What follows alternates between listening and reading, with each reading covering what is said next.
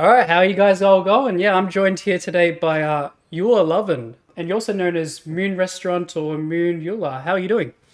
Hi, I'm good. Thank you so much for having me. Yeah, it's an absolute pleasure. Like I've got your TikTok on screen now. It's amazing that you're able to amass 45,000 followers on TikTok. That's crazy. Like I've had a look at a lot of your videos, and it's what I like is the content's quite relatable. I feel Mhm. like even if you aren't into art or whatever, you can be a regular person and still enjoy it. You put a nice human spin on it, and I think Oh, thank you. that's what drew me to your profile in the first place. But yeah, please feel free to tell me a little about yourself. Sure. So, my name is Yula, and I work in the animation industry. I started off as an artist, but then life kind of got me more into production route. And in the past, I worked on a couple of Netflix projects, such as Cocomelon and Nimona. Hmm. But now I have my own show in the development. So, what I'm doing right now is basically trying to sell a whole TV series that's adult animation, and that's something that gets all my time currently. Yeah. That's awesome. And just if I can ask, how old are you, by the way? I actually don't share my age Oh, online. okay. Okay. Yeah, because you look quite young, and I was just like, it's impressive that you're I doing your know. own thing so I, early. w- I will just say I'm pushing 30, but Okay. I know I look younger than that. So, yeah. Yeah, that's good. Yeah. To be honest, I'm sort of pushing that too. I'm starting to feel older. I think it's weird. You don't feel it, and then you just start feeling it. I don't Yeah. know. Yeah. It's like a light switch just went off, and it's like, shit, I'm getting old. Yeah, but to be fair, I surprise you because I like being older than younger because I feel like when you are young, people really do take advantage on you, and then Oh, yeah. yeah, then you just when the older you get, does get better because you know so much more and you just see people's true intentions as well. So I like being older actually. That's one of my points. Actually, let's just go straight into it. Like, do you have any stories to share, like how you've been taken advantage of? I know I have plenty. Well, yes, I do. Well, let me just say that there's definitely this whole thing about being a woman in the industry that's dominated by men. Hmm. that when you work in an industry like that, definitely there's a lot going on and politics behind it. And if you are a woman, especially if you're a young woman, very often there's this like predatory attitude of some people who I don't know want to come across as helpful but really are not, that you have to be careful of, you know. Hmm. mm, They want to over-explain things and like do they just act as if you're dumb? hmm oh yeah, that always happens. Like my personal favorite is when I actually worked as a showrunner. So in the hierarchy of things, only the investor was like a level rank higher than me. Hmm. So I was managing the whole show, but the men who I was managing, they did over explain and mansplain, and even the investor himself would like not listen to what I have to say. But if a guy in our team would say something, he would actually listen to that advice. So that was my life for like almost 2 years. Oh wow, yeah. I see. I've had something similar. No, mine wasn't gender specific. Like I've had that sort of thing happen to me where it didn't matter if my boss was a male or female. I just get talked down upon.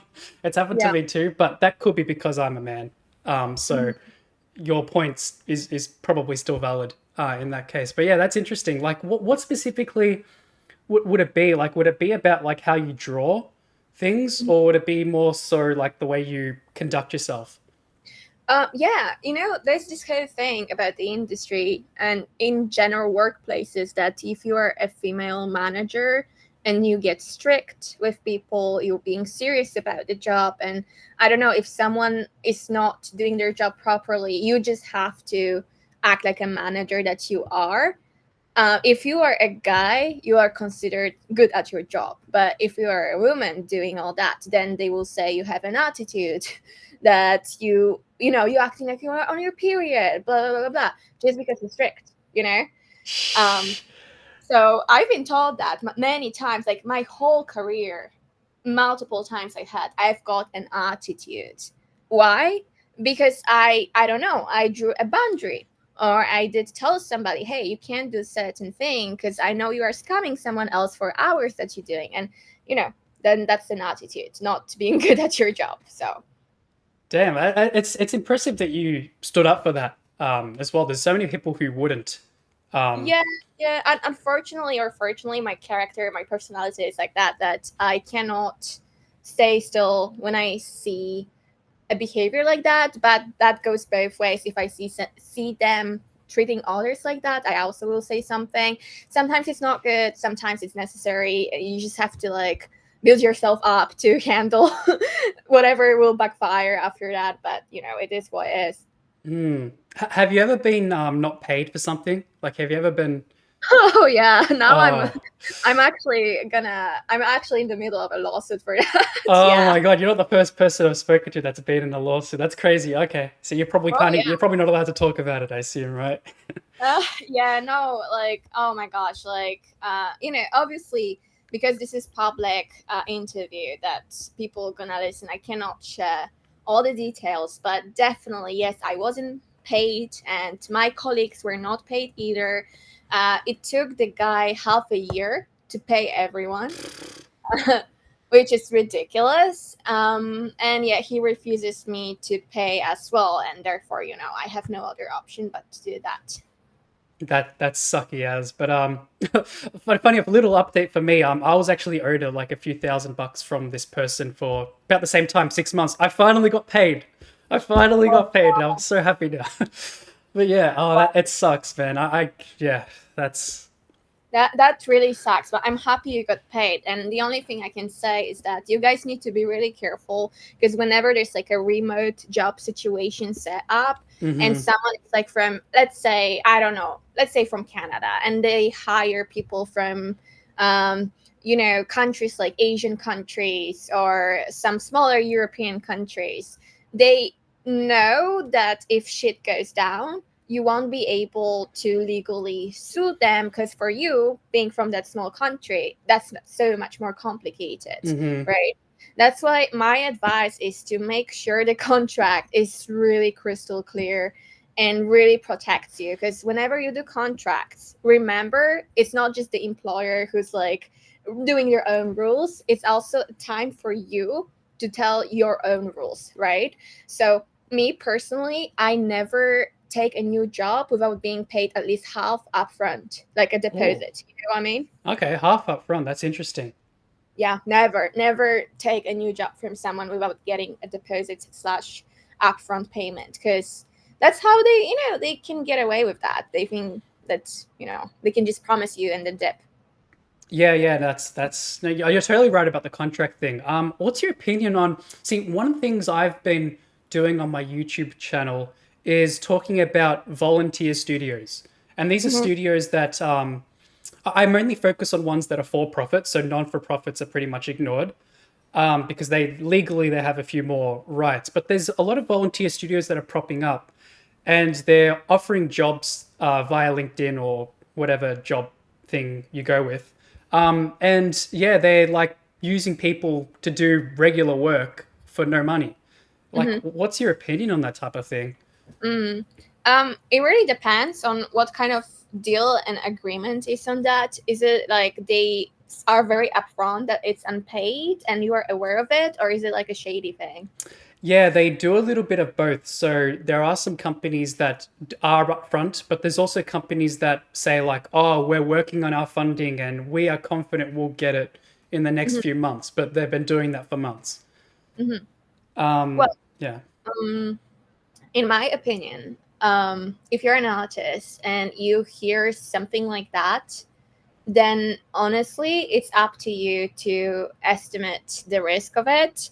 Because I think right now, especially with indie animation, there's a lot of projects that depend on volunteer kind of work. So as long as they are upfront about it and you like the project and you know that's like something you want to participate in, there's nothing wrong about that. If they are shady and they say something in something like, "Oh, we're gonna eventually pay you," or "We're gonna get funding in 3 months," then it's kind of like it's very shady already, right? So if Hmm. you believe in that, then you are naive. In my opinion, you are naive about that, and that's up to you to say no and estimate the risk of it and be aware that's a very risky thing, and just like walk away if payment is what you want to get from it.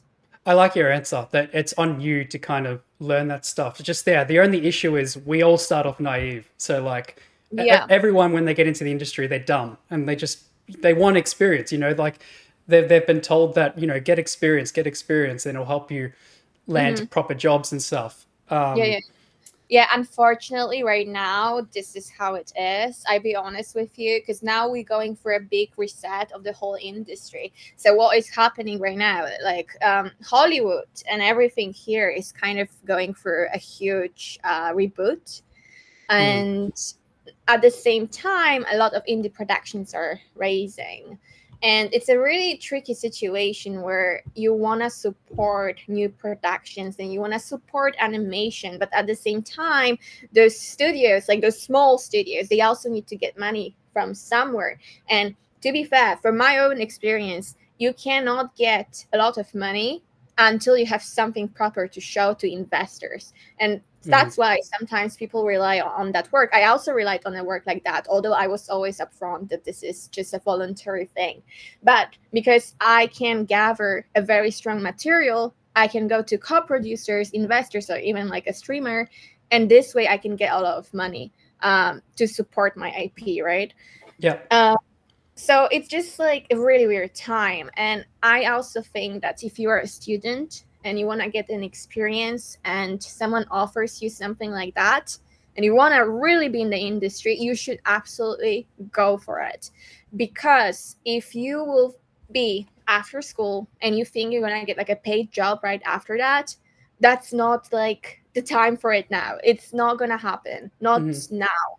Maybe in 5 years when the industry establish itself, maybe, but now it's a really, really terrible time to be a graduate, if you want my honest say on that. I have to agree. Yeah, like the biggest thing I have against those the volunteer things, it's one thing to like advertise it. Like if you were to put this thing on your TikTok as a video and be like, I'm offering a volunteer role, that's fine. Like I'm totally like you're doing it through your own like channel, but a lot of these times they do it through the job sections, and I Yeah, just yeah, doesn't that's make bad. sense like why it would be. It's not a job. Like that's my opinion. And they also do weird shady stuff. Like they demand you have to work a certain amount of hours per week. No, I that's don't think wrong. that's even legal. Oh um, no, that should not be happening, because when I work with volunteers, for me that is obvious, that is something they do in their free time. yeah. And for me to expect from them like a commitment on hours or anything, that's ridiculous of me to expect anything like that. This is more like a friendship kind of thing. Like they're gonna help me with something, I'm gonna help them whenever we can, right? Hmm, um, hmm. so to expect from someone a certain amount of hours, no, that's sounds very wrong. And um, I don't know where this attitude is coming from, It's to be fair. so bad. It's just because they can, they will. You know, it's one of those. Like actually, Mhm. it's because no one will report them. Like I've reported them, but I haven't heard much back. So like the legal system's a bit crazy on that. But back to your TikTok. Look, I assume with such a large following, you get some negativity too. Like there's no way no one doesn't. But like, do you ever like what would they typically say? Just because I'm curious. But like in terms of what I'm saying, or like, um, like in terms of what do you mean? Yeah, like I don't have a. I'm not going to pull a specific example, but like if you were to talk about something about the film industry, like do you Mhm. get people critiquing you on how you deliver your videos, or is it more so what you're talking about and just an opinion difference?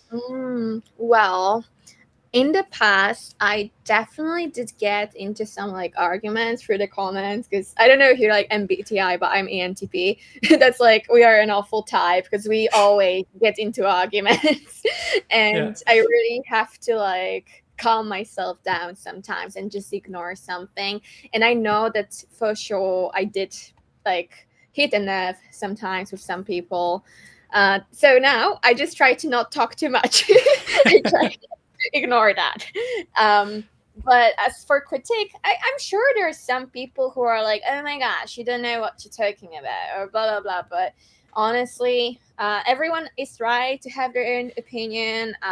If someone thinks differently, here you go. Like, go on. Like, it's fine by me.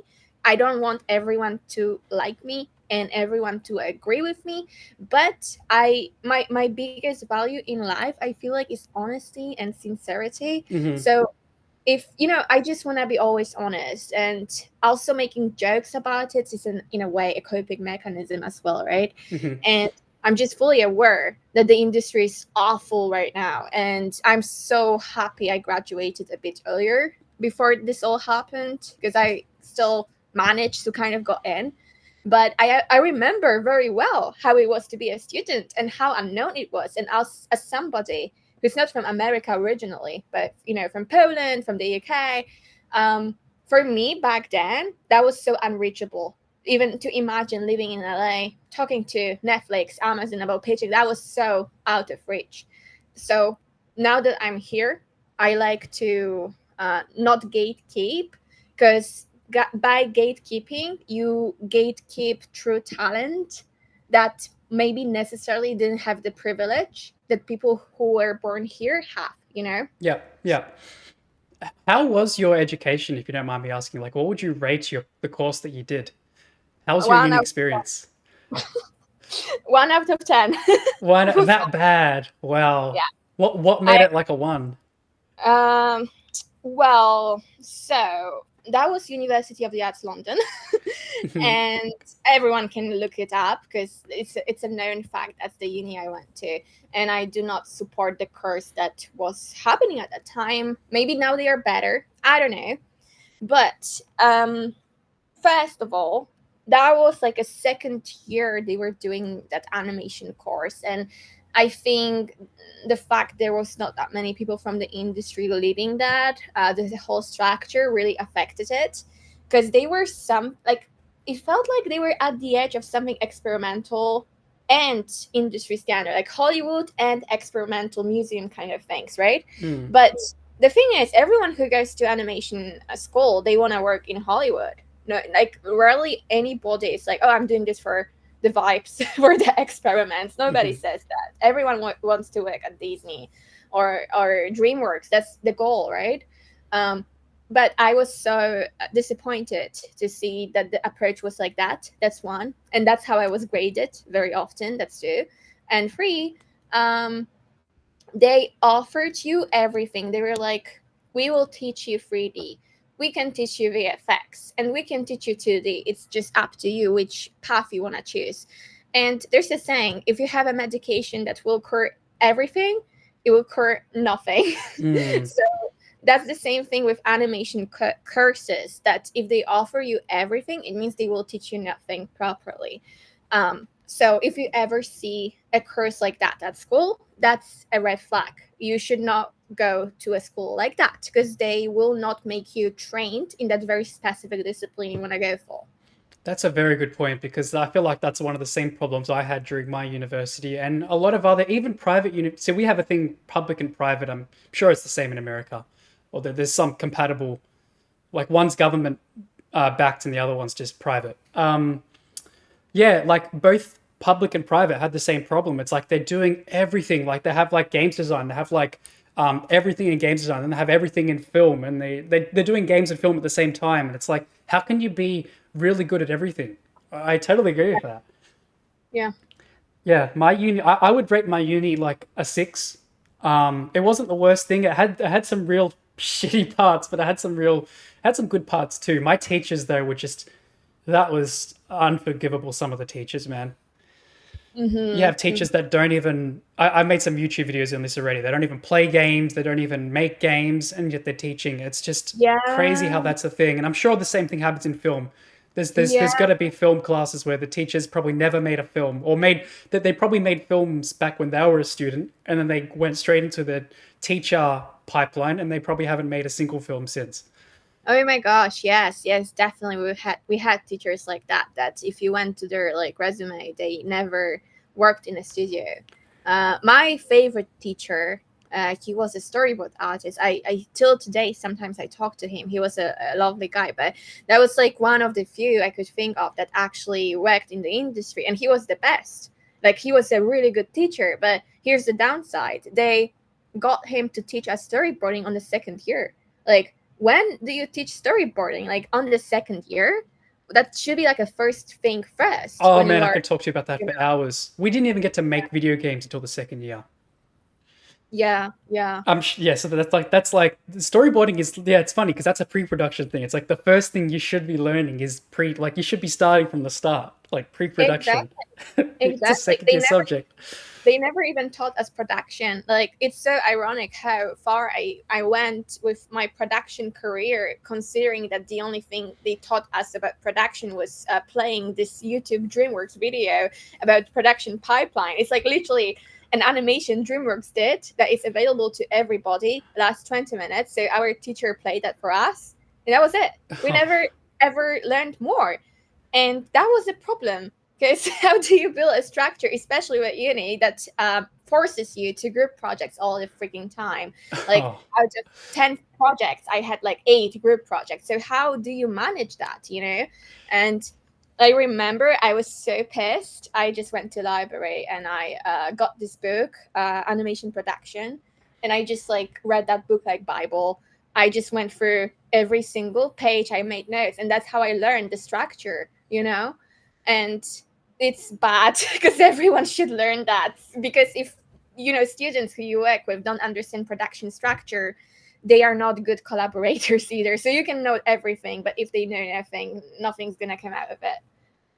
and you studied at Los Angeles, right? No, I was in London. That's Oh, okay. University of London, UAL. Yeah. Okay, right. Yeah, sorry, my bad. But yeah, how you don't have to go into debt or whatever, but is was the course expensive in your eyes? Yeah. It's very expensive. It's still better than what America offers. Because if you are from the UK, you pay 9,250 per year, which is still a lot. But if you are eligible for that route, you get like a loan from the country. So it's not like a bank loan. It doesn't have like a like you Interest. pay, you do pay like, let's say, £50 a month. It's all dependent on your salary. Hmm. And from what I know here, when they get a loan, which by the way they pay like, what, colors is like 55,000 a year, like that's insane. And yeah, like that's insanity. And then it's from through the bank, so even if you have no job, you have to keep paying, right? So that is such a setup for young people. That is so sad, to be fair, because in the UK, you know, we can share about UK if we want to, but in the end of the day, that setup is so much young person friendly, you know? Yeah, I'm curious to know more about the UK because in Australia, we do have the same sort of system where you get into debt with the government, but you only have to pay it back if you're earning a certain, like it depends on how much money you make. So yeah, the Hmm. more money you make, the more you pay back. Um, but from what I've seen is courses in the UK are very expensive, but the wages are very low. Like I've spoken to a few people that work in the UK in games, and Yeah, yeah, they're telling me that they're making like £30,000 or £20,000 a year. yeah, Um, that's it, true. it's just really low wages there. It's awful. When I was on Nimona, I was making 27K. That is ridiculous. Is that when you first started? Like when you got your first job? No, no, that was not my first job. That's the thing. Oh, okay. So I'm just doing the Australian math. So I think it's what £2 equals $1 Australian. That's like making 48,000. Yeah, that's like min wage here. That's little. That's very little. And then you are in London, and London is super expensive. Let's Mm. say, you know, for a room, at the time you would pay between 800 to 1,000 just for a room. Like, forget about having your own place. Oh, you have to share. Oh, Yeah, yikes. yeah. Yeah. I feel like, especially in the UK, yeah, that's why I left. That's why I moved out, because I thought here it's just gonna be better. But then the industry started to move out. So, you know, Yeah, talk to me more about that because before I pressed the record button, you were talking about how a lot of studios were moving to Australia out of all things. But yeah, yeah. tell me more about that. Yeah, so right now we are going through a global move of the industry. Basically, you know, well, it's not profitable for studios to stay here in Los Angeles for many reasons. One of them being that American government is not necessarily very helpful with funding film productions. Like we do not have any tax in like any tax reliefs. We do not have any grants funds. Like it's barely to be found. And Hmm. now Trump did the tariff thing. Like if that's gonna come through, that is terrible news for everybody, for the whole world. Um, and yeah, because the cost of living is super high here in California, and because there's nothing that makes it just better comparing to, let's say, Canada or Australia, because you guys in Australia actually have a lot of government help. That's how, as I told you, the Glitch Studios, the one that did digital circus, I think they got a lot of funding through the government. Hmm. And that's not something odd. Like that happens in France as well. In the UK, we've got initiatives as well. Even in Poland, we have an option like that. Here in America, because I'm a producer and I also raise funds through different sources. So I kind of did my research on that too. And I was so surprised to find out that's barely anything here, like barely, you know. And that's why I think they just figured that, hey, if we can do digital production, if we can do the whole film from home, like let's say Nimona, that was 100% done remotely with the teams going through London, Canada, and India, and if we can manage to do that, why stay here? Like, what is the point? So Hmm. that's the way of thinking, which I don't blame at all. Because if there's no help from the government, why would you stay here? Yeah, that's a good point. Yeah, to be fair, you are right. The government does do quite a bit. But what I wish they would do more of, like, it's my goal to start up my own studio eventually too, and I would hire people. But nothing stops me from hiring someone from a third world country, right? For far less money. So if I was to in Australia, I'd have to pay someone at least like 30 an hour. But in a third world country, I could get away with paying like couple bucks an hour. There's no Mm-hmm. like, I wish there was, you're right that the government does a lot of stuff, but I wish there was more like for my own money. Like the government does a lot of grants, but that's Mm-hmm. their money that I'm getting. Um, but I'm more than happy to use my own money. It's just, I wish there was some like tax incentives for actually hiring an Aussie. Yeah, yeah. It makes sense. Like I'm giving this Aussie a job. That's more money in the economy. They're going to be able to buy more shit. But yet, like nothing stops me from just, contacting someone from India and getting them for 2, 3 bucks an hour. Yeah, yeah, exactly. And that's the whole irony of it in it. Because, like, when you are a job seeker, you are mad because studios are going somewhere else. You're like, oh, they are outsourcing. They're awful for that. Why do they hire other people when I'm here, right? But when you are a studio owner and producer, you're like, why should I hire him if I have just this X amount of money and that person from, India is so much cheaper? That's the irony of it all. Mm. Because believe me, I as well, I would love to hire people from California, let's say, once I get my project funded. But I think we'll end up hiring people from Europe because the storyboard artist in France makes the same amount of money in a month that a storyboard artist here makes in a week. Yeah, it's absolutely crazy. You'd think there would be more on top of that. Like at least offers something. But Yeah, yeah. But it's all, it's all down to governments. It's all about the tax, about grants. It's all about that. Because if I get my project funded through France, then if France is funding that, then they can say, hey, we're funding it, so you need to hire French people. Makes sense. Like here they are giving me the money, so I have to do something in exchange. mm, Well, if America did care, they would say, okay, hire Californian people, and then I do just that. But as a producer, my hands are tied. I follow whoever will lead me, right, with the mhm, funds. So, completely understandable. But okay, let's move on. Let's talk about your speciality, which mhm. is creating IP and pitching. Yeah, Yeah, tell me about that whole process. yeah. So would you like to know how to pitch to somebody, or would you like to know how to like build the whole IP and stuff like that? Okay. So technically, I think you would probably create the IP first before you pitch it, right? So we can maybe start with that, and then we can move on to pitching. Mm-hmm.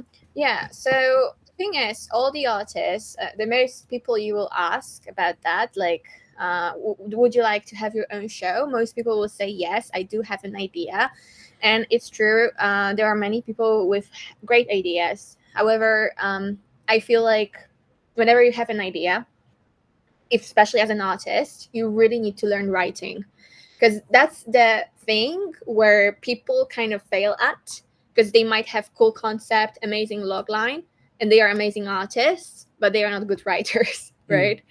So my first thing and advice would be that if you want to make your own show and you don't feel great as a writer, which is totally understandable. If you are an artist coming from animation, you don't have to be a great writer. That's fine.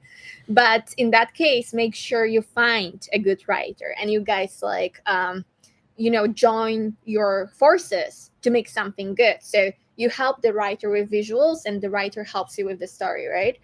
So once you have a really good log line, and that's also something you can check and practice if your log line is good. But if you're sure that your log line is good, then also make sure you do some marketing research. Like, what is that the audiences are like striving for? What is the oversaturation? Does your show sound like something that already have been done lately? Mm. Is it really something people are just craving for? Like, make sure you do research on that side too. And once you are sure that your story is really good and worth investing your time, then you build Page Bible. And Page Bible is basically a document where you tell the story, you show the visuals, and that's your ticket to getting it funded if everything will go well. However, that's how it used to be. That's how, a good times before COVID when the creativity was winning over finances and business. That's how it used to be. If you had a great Page Bible, you could get a streamer to buy it. However, now, in my opinion, they want you to do as much legwork as possible. And in that case, it means you come not only with a pitch Bible, you also come with animatic, you also come with anim tests, that kind of thing. And that's why I was saying, if someone wants to work with someone on voluntary basis, that makes sense because it's really, really, really hard to get investors and studios to invest in your IP just based on the story idea. It just doesn't happen anymore like that. But I assume they would get some sort of stake in the thing, right? Like if they're working volunteer, would they get some sort of chunk of it? Me personally can talk about other people, but me personally, I do my best to get a deal where I remain as a showrunner. Because if I remain as a showrunner, then I have much more liability to hire people that worked with me since the beginning. So I always tell everyone who works with me that yes, definitely, you'll be the first person I want to come with and have on board. And because they, let's say, did something, that also raises my case to executives because I'm like, hey, do you like this artwork? Well, this person did it. So if you like it and we're having a show going on, then they need to come with me. Yeah, and you've spoken a lot in your TikToks about networking. I think you've made quite a few videos about it actually. Um, Mhm. just to give everyone like, what's the easiest way to do that? Like, where would you go to meet these people? I think the biggest problem people have is finding these people, like finding out who Mhm. they are. What would be your advice on that? Mm. I actually did meet a lot of people on like industry events like Lightbox. So coming to those events like Lightbox with the mindset that you're not going there just to participate in a panel or see your favorite artist, but you actually come to network will might change a lot of things for you because I feel like many people go there with like a fun mindset, right? But you need to have a business mindset. And for instance, I remember like one of the people who I'm really close to right now, who is amazing at what they do. I met through Lightbox. Like I waited for the panel to end, and once it ended, I came up to them and I was like, "Hey, I really like what you said about pitching specifically. I would love to connect to you and have like one-on-one with you." And then I waited a little bit, like 1 or 2 weeks, because who knows, maybe they get like a lot of messages. And once, uh, the wave calms down, I rise again, and I'm like, hey, do you remember me? Would you have time? And to be fair, people are actually really nice in the industry. Like everyone is very supportive when they see that you are very motivated as well. So just shoot your shot. The worst they can say is no, and that's not the end of the world. True. Yeah, yeah, yeah. Like I think maybe because they remember how it must have been like for them when they first started. Like Yeah, yeah, it makes you humble. yeah, exactly. Like, trust me when I say that here in animation, whether in London or LA, there are amazing people who have amazing credits, who are very well established, and you will be surprised how eager they are to help.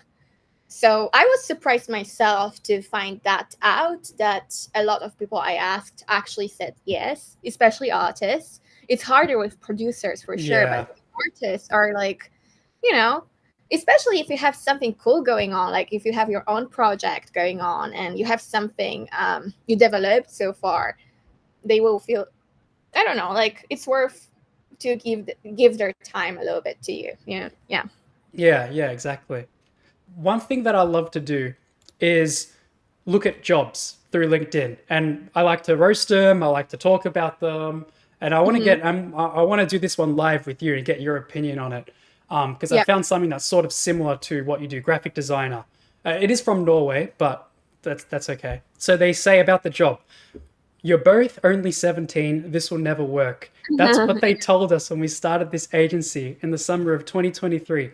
Two teenagers with laptops and a vision that most dismissed as naive. And then fast forward 20 months, our clients have generated $20 million in revenue. We've partnered with 50 plus brands, including some of Scandinavia's biggest names. We've earned Meta highest partnership tier, and we've grown to 7 figures in yearly revenue. Hmm. This is, can you see where this is going? Do you have any Yeah. idea what the job is? Yeah, I mean, and I can also see they wrote it with ChatGPT because there's Dasher. Yeah, So yeah. That's the biggest thing. And then they keep going, all without outside funding, all without following the traditional agency playbook, all because we assembled a team that refuses to accept mediocrity. As founders, we're not sitting in towers, we're in the trenches. Every yeah, they are overselling. They are not getting to the point. I have no, yeah, we have no idea what we're doing yet, right? And it keeps going, right? They talk about every client call. I'm just going to sort of skip over this. They talk about A and B players isn't even 50% or double the impact 20x. It's just corporate crap, right? Nothing yet. And then here we go. Curve isn't just becoming another agency. We're becoming the best ads agency in the industry. Yeah. It's just constant. It just feels like constant patting themselves on the back. Yeah. It's like they are trying to make up for something, but you don't know what it is, the something yet. Oh, wow, I'm gonna blow your mind. There's something that they say about later, which is so funny. So yeah, we're aiming for $3 million in revenue, and we need a graphic designer who thinks like a founder, not an employee, right? So you're gonna be a founder. So Okay, that's definitely a red flag. Because why do you want your graphic designer to feeling like a founder? That's your job. Exploit it. exactly, exactly. So you got to understand your importance. We make ads that convert and are looking for a graphic designer who understands the difference. Yeah. As a static ads designer, you'll be at the creative core at one of the fastest scaling e-commerce, and I don't even know what DTC means, brands in Europe and the US. Your work will be seen by millions. So they're putting pressure on you and directly tied to your performance. This isn't an art Yeah. project, it's creative that sells. That's it sounds very manipulative, if I have to be honest. Because like you either looking for a graphic designer and this is what they need to do, which is like, I don't know, graphic assets, color palettes, whatever. So why are you talking some, I don't know, seller BS that nobody cares about if they actually design things? Oh, it just keeps on going. Your results speak volumes. I can't even be bothered reading this stuff. Like, it's just like, it doesn't stop. It just doesn't stop. And then there's more ChatGPT stuff where it's like, you're not looking for a job. You're looking for a platform where your talent could create exponential returns. Mate, I think we're looking for jobs here. I just want to get paid. Yeah, yeah. You got to be entrepreneurial at your core. Just you can tell this is 100% ChatGPT. Mm-hmm. All right, and then we know ChatGPT. The part that I want to skip to, there's a one specific part that I want to talk about. Here, our culture, right? Read this point. We work hard, typically 10-hour days, with deep Wow. focus, no notification culture. Oh, wow. So you're expected to work 10-hour days with them, not your typical 9 to 5. You're going to be there 9 till 7 every day. 10 hours is crazy. And no notification culture. What's this mean? You can't go on your phone? Yeah. It's like they're going to be bossing you around 24/7. Isn't this just crazy? It is crazy. I think the craziest thing is that they did admit that they are like 20 years old. Because I think anyone with a common sense, if they saw that it was, founded by teenagers who are now thriving, but they are like 20 years old, like that's a red flag as well. It means they don't have experience. And it doesn't mean, I'm not talking about even career experience, but people management experience. And that's a red flag. Exactly. And then look at this too, our team, and they've got all the people here. And Alexander, he's a paid social specialist managing 600K plus a month in meta spend. Yeah, whatever they mean by that. Yeah, exactly. Like it just it's like, are they trying to brag here, or like this doesn't even make any sense. It's not like he's Yeah, making 600K. He's just yeah, managing yeah. 600K in spending. He spends 600,000. I don't know. Yeah, no, it's weird. It's a very odd. I mean, I do see job ads like that around, and I think it's odd because it should be simple. I have a job and I have a money. Unless I don't have a money, then I want to oversell just the way they are doing now. It's absolutely crazy. It's such a long post too. Do you think anyone's reading the whole thing? Yeah, I don't know. nobody. And then I haven't done this before. Like I haven't done this, but we're gonna fake apply because I suspect that this is gonna be a long ass application. So I'm just gonna put in some fake details. Hmm. I'm 40. Oh, not zero. I mean, if you want a job, I think it should be Gen Z because Okay, fair. it's run by teenagers. But not too young, because then they'll dismiss No, me. no, just go for like 25. That's a good middle Perfect. point. And then the application is just so like it's just you have to answer all these questions and stuff. Just takes so long. We're not even done yet. Why are you interested? Yeah, Because I that's like want money. that's the most stupid question I ever seen in job applications. Because the thing is, I did hire people in the past. Like I build the whole teams, and you know how I usually work. I just put my email and I say, hey, this is the job opportunity. I need you to be available in this time frame. So you must be in this time zone because if you're in Philippines, I'm in LA, then that's not gonna work, right? And then they sent their portfolios, and usually I'm really not for art tests. I think that's stupid. I Oh think yeah, fucking hell, art tests. I think art tests do say that the hiring manager is not the right person in the position because it means they don't have enough experience to um, judge someone's portfolio by what they already did if they are good for the job. So if you're a hiring manager who needs that, well, sorry, you're not the right person in the position. Because as an art director, I can see that, like, literally 10 seconds in, I know. So the next thing for me is just a vibe check on the interview and just see how they are as a person, how do they communicate, and then I know if I want to hire them or not, right? So all those stupid questions. Why are you interested in new opportunities? Like, come on. It's just I miss the old times where it'd be like you submit your portfolio and you have one interview, and then their boss lets you know at the end, like a few days after the interview, if you got it or not. And that's it. Now we got all Yeah. these bullshit like 4 interviews, unpaid tests, and just it's just a big waste of time. All right, let's just put how many statics do you produce in a day? 69. What's your salary explanation? 69, 69, 69. If you want them to speak to you, if you're actually aiming for that, just give them like a low salary.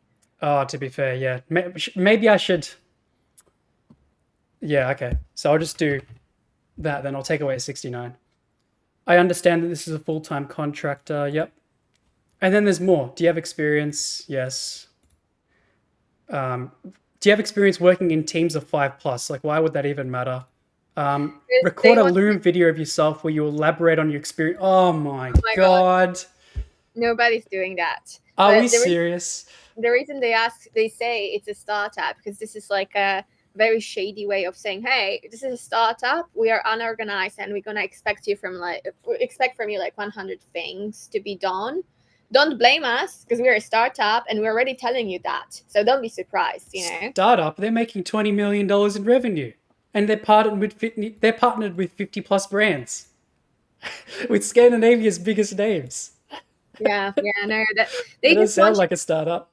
I mean, listen, they already said that they want a graphic designer who's a founder as well. So, Oh my god, it's just absolutely crazy. but also that's the thing I'm talking about. If you're a job seeker, an artist, it's kind of also on you to learn those red flags and read between the lines. So you also don't waste your time and you don't get scammed by people like that, you know? Because to be fair, once you start noticing it, it's very clear. It's very clear this is bullshit. Oh, it's just it's nuts. This isn't, you know what's funny? Like, it's not like I do cherry pick these jobs, but it's not like it takes that long to find this crap. Hmm. I'm not going through hundreds of jobs and then picking one out. It's like every 7 to 8 jobs, there's something that's screwed up with it at its core. It's like absolutely ridiculous. Yeah, no, I agree. It's awful. And right now, the industry, all the like job sectors are very challenging. So it's just taking an advantage on people who are in need. And that's really shitty. Hmm. What would be like see with California, like how much is an acceptable wage? Because here it has 50,000 to 80,000. Hmm. Is That's 50,000 not, enough to? no, no, no, that's awful. That is terrible. How I about think 80,000? that's still not good, especially for a game artist. I assume that's like a mid level role, right? Yeah, let's see if they require years of experience. Let me check Maybe how much not. after tax.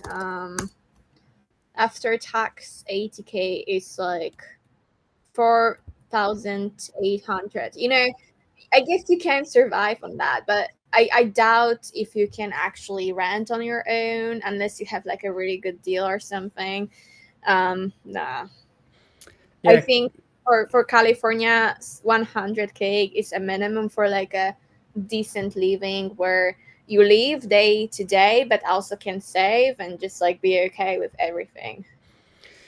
yeah, and I hate when jobs say you get a competitive salary. Like, what does that even mean? Yeah. It just means crap. What that basically means is they'll ask you, "What do you want to get paid?" and they'll try to get you to lowball yourself. And if you don't, they'll lowball you. Mm-hmm. If you had to start from scratch, Mm-hmm. what would be the first thing that you do now? Well, that's gonna be controversial, but the first thing I will do will join an indie project, whether it's funded or not, because now that's the only way to get experience, in my opinion. And even if it's not funded, and trust me, I would love for everyone to get paid for what they do, but that experience can really make it or break it for you because then studios see that you already did something proper and that already puts you so much ahead of other applicants. Okay, yeah, good point. Um, well, what would I do if I had to start from scratch? I probably wouldn't go to uni. Yeah, Um, that's as well. That's another thing. Do not go to art school because that's such a waste of money. And honestly, if you have time, I would even go back before like participating in indie projects. You should be really active on social media as an artist because social media is definitely a portfolio right now. And mm, me personally, I find so many great artists through social media, and they are my first choice to work with. Yeah. yeah, let's be real. Like your social media is what can propel you into actually turning what you do into a proper business where you actually make good money and stuff. So Mm-hmm. I have mad respect, and that's what I'm trying to do as well. Like I've realized that you can't just open a studio and expect success, even if you make a good product. If people don't see it, people don't see it. So it's always a good idea to kind of develop your own social media presence, and then you've done quite well. Like I said, the numbers don't lie. Like you got those 45,000 followers on TikTok. Yeah, you've hit 1,000 subs on YouTube, which is really good as well, and your videos Yeah. get quite good views. I was doing this like last year, like I produced 3 videos and then I was like, okay, I'm done. But I'll be actually going back to it because we want to open a Kickstarter this year. And that means that I will be very much more active on my social media. And that also means YouTube. That's like going to be the first platform I just have to really take seriously. So yeah, you can follow me there because I will be posting a lot of things about breaking into the industry this year and how industry is changing right now. The thing with me is that even though I'm an artist, I, unintentionally learned a lot about the business of it.